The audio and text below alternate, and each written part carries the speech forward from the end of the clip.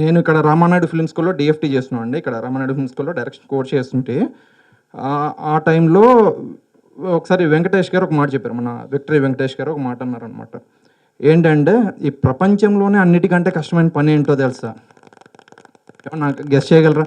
ఈ ప్రపంచంలోనే అన్నిటికంటే కష్టమైన పని ఏంటంటే ఆయన ఏం చెప్పారంటే, మన పని మనం చూసుకోవడం అని. మన పని మనం చూసుకోవడమే ప్రపంచంలో అన్నిటికంటే కష్టమైన పని. మనం చూడండి, ఉదయం లేచినప్పటి నుంచి ఆడ అలా అంటారా, ఇలా అంటారా, ఇలా చేసాడరా, అలా చేసాడరా, పక్కాల గురించి మాట్లాడుకుంటున్నాం.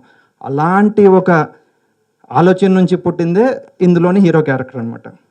సో తనేంటంటే అటుపక్క వాళ్ళు ఏం చేస్తున్నారు, ఇటుపక్క వాళ్ళు ఏం చేస్తున్నారు, ఈ క్యూరియాసిటీయే తన దుంప తెంచుతుంది.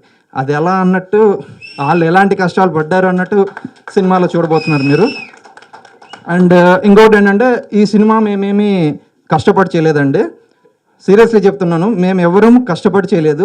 మేమంతా ఇష్టపడి చేసాం. రాత్రి పగళ్ళు ఇష్టపడి చేసాం. ఎక్కడైతే ఇష్టం ఉంటుందో అక్కడ కష్టం ఉండదు. ప్రతి సీన్ని, ప్రతి షాట్ని ప్రతిరోజు ఎంజాయ్ చేస్తూ చేసాం. ఒక బర్త్డే పార్టీ సెటప్ ఉంటుంది, చాలా పెద్ద సెటప్ అది. అది ఎలా అంటే లైక్ ఆ నెక్స్ట్ డే ఆర్టిస్ట్ డేట్ లేదు. అప్పుడు నాకు ఆర్టిస్టులు అందరూ కూడా ఈరోజు మార్నింగ్ 6కి స్టార్ట్ చేస్తే నెక్స్ట్ డే మార్నింగ్ 7 వరకు షూట్ చేసామండి. 24 hours షూట్ చేసాం. అది I thank all my artist, ముఖ్యంగా Ram Karthik garu, thank you so much sir. And Kashvi full night cooperate చేశారు. అక్కడ డే అండ్ నైట్ అండి, 24 hours షూట్ చేయడం అంటే మాటలు కాదు అది. And thank you so much అండి.